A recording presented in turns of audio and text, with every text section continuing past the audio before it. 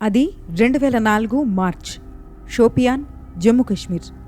Paradise of ఎర్త్గా పిలిచే జమ్మూ కశ్మీర్లో పాకిస్తాన్ ప్రేరేపిత ఉగ్రవాదం ఇండియాను ఉక్కిరిబిక్కిరి చేస్తున్న సమయమది. మరీ ముఖ్యంగా హిజ్బుల్ ముజాహుద్దీన్కి చెందిన 2 కరడుగట్టిన ఉగ్రవాదుల కార్యకలాపాలు పీక్ స్టేజ్లో ఉన్న రోజులవి. వారి పేర్లు అబూ సబ్జర్, అబూ తొరారా.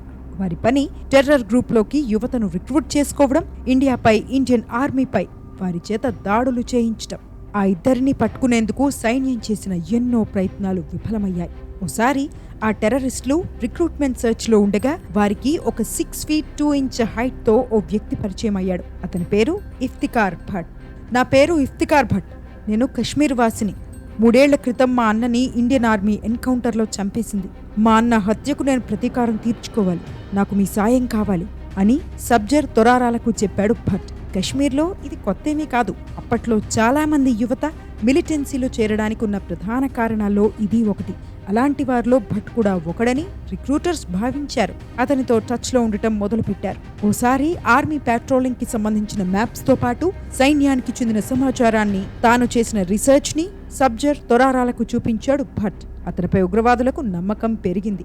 వారు అడిగిన ప్రశ్నలకు సమాధానాలు చెబుతూ, నన్ను నమ్మండి, నాకు రివెంజ్ మాత్రమే కావాలి అని హామీ ఇచ్చేవాడు భట్. కొన్ని రోజులు గడిచిన తర్వాత భట్ని తమ హైడౌట్కి తీసుకువెళ్లారు రిక్రూటర్స్. సైన్యంపై అటాక్ కోసం ముగ్గురు కలిసి ప్లాన్ చేయడం మొదలుపెట్టారు. అప్పుడే ఉగ్రవాదుల లాజిస్టిక్స్ నుంచి హైడౌట్ వరకు పలు కీలక విషయాలను భట్ తెలుసుకున్నాడు. అంతా బాగానే ఉన్నప్పటికీ ఆ 2 హిజ్బుల్ ఉగ్రవాదుల్లో ఏదో అనుమానం. అసలు ఈ భట్ని నమ్మొచ్చా అని సందేహం. భట్ దగ్గరకు వెళ్లిన తొరారా, అసలు నువ్వెవరు అని అడిగాడు.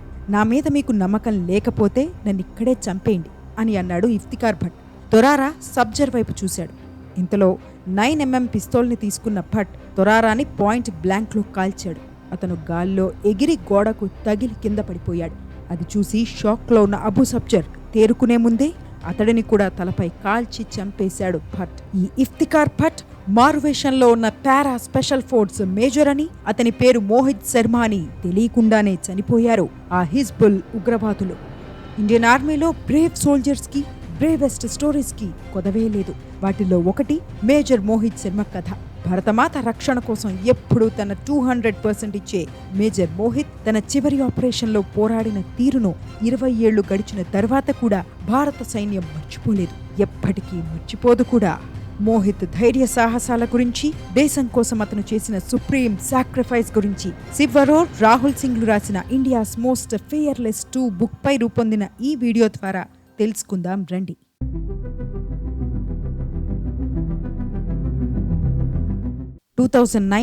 మార్చ్ 20 కుప్వారాలోని ఆర్మీ బేస్లో ఉన్న మేజర్ మోహిత్ శర్మకి సెక్టార్ కమాండర్ నుంచి ఫోన్ వచ్చింది. ఎల్ఓసి దాటిన ఉగ్రవాదులు హఫ్రూడా అడవిలో దాక్కున్నారు, నీ టీంతో వెంటనే అక్కడికెళ్ళు అని మేజర్ మోహిత్కి చెప్పాడు. క్షణం కూడా ఆలస్యం చేయకుండా తన టీంని పిలిచి వారికి సమాచారం అందించాడు మేజర్. రాత్రి 9 గంటలకు సైనికులు కుప్వారా నుంచి బిల్గాంలోని 6RR బెటాలియన్ బేస్కి బయలుదేరారు. 6RR కమాండింగ్ ఆఫీసర్ని కలిసిన మేజర్ మోహిత్ సిచ్యువేషన్ తెలుసుకున్నాడు. కొంతసేపటి ముందే ఉగ్రవాదులను ట్రాక్ చేసింది 6RR టీం. ఉగ్రవాదులు కూడా సైనికులను పసిగట్టి మరింత అలర్ట్ అయ్యారు.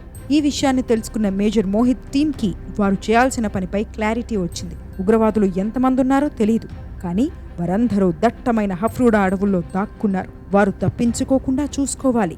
ఉగ్రవాదులను పట్టుకునేందుకు మేజర్ మోహిత్ టీం అర్ధరాత్రి 2:30 కాలినడకన బయలుదేరి తెల్లవారుజామున 4 గంటలకు హఫ్రూడా అడవుల్లో ఉన్న 6RR ఆల్ఫా కంపెనీ బేస్కి చేరుకుంది. అక్కడున్న సైనికులతో మాట్లాడి మరింత సమాచారం తెలుసుకుంది స్పెషల్ ఫోర్స్ టీం. హఫ్రూడా ఫారెస్ట్ అనేది ఒక దట్టమైన అడవి. సూర్యకిరణాలు భూమిని తాకలేవు. ఉదయం 8 అయినా ఇంకా చిమ్మ చీకటిగానే అనిపిస్తుంది. అంతటి దట్టమైన అడవిలో ఆపరేషన్ అంటే చాలా రిస్కీ. పైగా ఎంతమంది ఉగ్రవాదులున్నారో తెలీదు. కానీ అలాంటి సిచ్యువేషన్స్కి భయపడి వెనకడుగు వేసినట్టు ఇండియన్ ఆర్మీ చరిత్రలోనే లేదు. స్పెషల్ ఫోర్స్ టీం 3 గ్రూపులుగా విడిపోయింది. ఒక్కో టీంలో 8 మంది సైనికులున్నారు. ఒక టీంకి మేజర్ మోహిత్ హెడ్గా ఉన్నాడు. మరో 2 టీమ్స్కి నాయిబ్ సుబేదార్ ఉత్తమ్ చాంద్, హవిల్దార్ రాకేష్లు నేతృత్వం వహించారు. ఉగ్రవాదులు చివరిగా కనిపించిన చోటకు తన టీమ్స్తో కలిసి వెళ్లాడు మేజర్ మోహిత్. ఉదయం 8 గంటల తర్వాత వారికి ఒక క్లూ దొరికింది. మంచుపై కొన్ని ఫుట్ ప్రింట్స్ కనిపించాయి. జవాన్లు వెంటనే అలర్ట్ అయ్యారు. మేజర్ మోహిత్, హవిల్దార్ రాకేష్ల టీమ్స్ ఫుట్ ప్రింట్స్ డైరెక్షన్లో ముందుకు కదిలాయి. శత్రువులు కనిపిస్తే ఆ టీమ్స్ ని అలర్ట్ చేసేందుకు నాయిబ్ సుబేదార్ ఉత్తమ్ చాంద్ టీం అడవిలో కాస్త ఎత్తైన ప్రాంతంలో పొజిషన్ తీసుకోవడానికి వెళ్ళింది. కొంత దూరం నడిచేసరికి మంచు కరిగిపోయి ఫుట్ ప్రింట్స్ మాయమైపోయినట్టు స్పెషల్ ఫోర్స్ జవాన్లు తెలుసుకున్నారు. ఇలా కొంతసేపు గడిచింది.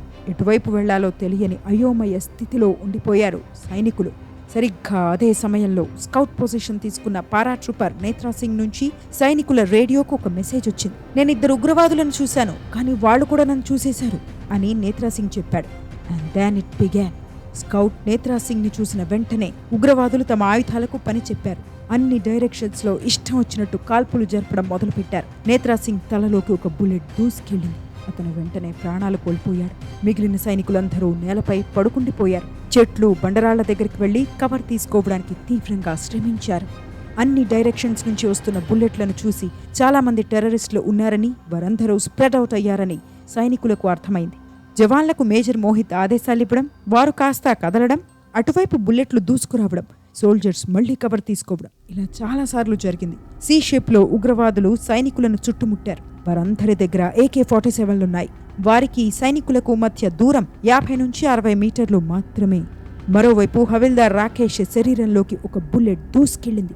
అయినా అతను తన గన్ని కింద పెట్టలేదు. అప్పటికి 3వ టీం ఇంకా ఎత్తైన ప్రాంతానికి చేరుకోలేదు. సిచ్యువేషన్ చాలా సివియర్గా ఉందని మేజర్ మోహిత్కి అర్థమైంది. సోల్జర్స్ కాస్త రీట్రీట్ అయితేనే బెటర్ అని, అక్కడ నుంచి కౌంటర్ అటాక్ ప్లాన్ చేస్తే మంచిదని మేజర్ శర్మకు అనిపించింది. నేను ఉగ్రవాదుల వైపు కాల్పులు జరుపుతాను, వారిని ఎంగేజ్ చేస్తాను, మీరు ఫైరింగ్ చేస్తూ వెనక్కి వెళ్లి కవర్ తీసుకోండి అని చెప్పాడు మేజర్.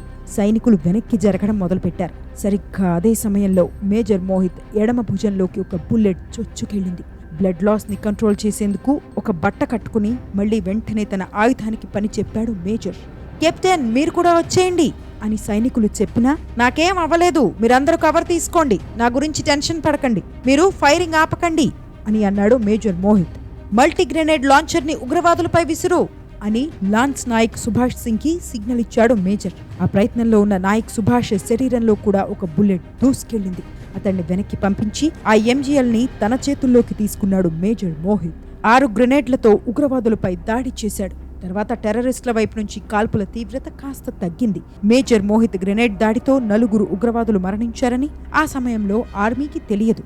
అప్పటికి మిగిలిన సైనికులు కవర్ తీసేసుకున్నారు. కాల్పుల తీవ్రత తగ్గిన తర్వాత మేజర్ మోహిత్ కూడా కవర్ తీసుకునేందుకు ప్రయత్నించాడు. సరిగ్గా అదే సమయంలో ఒక బుల్లెట్ మేజర్ మోహిత్ ఎడమ ఛాతిలోకి చొచ్చుకెళ్ళింది. బుల్లెట్ ప్రూఫ్ వెస్ట్ ఉన్నా అది బాడీ సైడ్స్ కి ప్రొటెక్షన్ ఇవ్వలేదు. మేజర్ని పట్టుకునేందుకు హవిల్దార్ రాజీవ్ ప్రయత్నించాడు.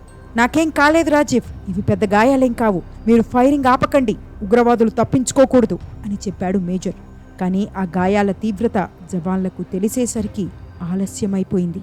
ఆర్మీలో చేరొద్దని తన తల్లిదండ్రులు ఎంత చెప్పినా వినకుండా దేశానికి సేవ చేయడమే లక్ష్యంగా పెట్టుకున్న మేజర్కి ఇలాంటి ఒక రోజు వస్తుందని తెలుసు. గజియాబాద్లో నివాసముండే మేజర్ మోహిత్ది ఒక సాధారణ మధ్యతరగతి కుటుంబం. అతని అన్న ఒక ఇంజనీర్. మోహిత్ కూడా ఇంజనీరింగ్ చేసి స్థిరమైన ఉద్యోగం పొందాలనేది అతని తల్లిదండ్రుల కోరిక. కానీ Mohit was never an engineer. దేశమన్నా సైన్యమన్నా మోహిత్కి చాలా ప్రేమ. ఇలాంటి మిలిటరీ బ్యాక్గ్రౌండ్ లేని కుటుంబంలో ఇది చాలా అరుదైన విషయం. అందుకే మోహిత్ ఆర్మీలో చేరతానంటే అతని తల్లిదండ్రులు ఒప్పుకోలేదు. కానీ మోహిత్ వినలేదు. వారికి తెలియకుండా national defence academy NDA entrance exams రాశాడు. అందులో పాస్ అయ్యాడు. ఇష్టం లేకుండానే బిడ్డను ఆర్మీలోకి పంపించారు తన తల్లిదండ్రులు. ఇండియన్ మిలిటరీ అకాడమీ నుంచి 1999లో గ్రాడ్యుయేట్ అయ్యాడు మోహిత్. కార్గిల్ యుద్ధంలో పాకిస్తాన్ అరాచకాలు చూసి అతని రక్తం మరిగిపోయింది. ఇన్ఫాంట్రీలో చేరి క్షేత్రస్థాయిలో దేశానికి ఎప్పుడెప్పుడు సేవ చేస్తానా అని ఎదురు చూశాడు. 1999 డిసెంబర్లో లెఫ్టినెంట్ మోహిత్ శర్మ మద్రాస్ రెజిమెంట్లోని 5th బెటాలియన్లో చేరాడు. ఎక్కడ పోస్టింగ్ రావాలని కోరుకుంటున్నావు అని తోటి జవాను అడిగిన ప్రశ్నకు anywhere where I can hit and kill terrorists అని జవాబిచ్చాడు. తన గోల్ రీచ్ అవ్వాలంటే స్పెషల్ ఫోర్స్లో చేరాలని మోహిత్కి ముందే తెలుసు. కొన్ని నెలలకే అతనికి జమ్మూ కాశ్మీర్లో పోస్టింగ్ పడింది. తనకొచ్చిన అవకాశాలను సద్వినియోగం చేసుకున్నాడు లెఫ్టినెంట్ మోహిత్. 2003లో కెప్టెన్ హోదాలో ఉన్న సమయంలో మోహిత్ని స్వాగతించింది 1 పారా స్పెషల్ ఫోర్స్. తన జీవితంలోనే డేంజరస్ డీప్ కవర్ మిషన్ని 2004లో ప్లాన్ చేశాడు మోహిత్. ఆ మిషన్ని ఈ వీడియో మొదట్లో నేను మీకు డిస్క్రైబ్ చేశాను. హిజ్బుల్ ఉగ్రవాదులకు దొరికిపోతే ప్రాణాలు పోయినట్టే అని తెలిసినా మోహిత్ రిస్క్ తీసుకున్నాడు, వారిని ఎలిమినేట్ చేశాడు. ఈ మిషన్ ఇన్స్టెంట్ గా లెజెండరీ అయింది.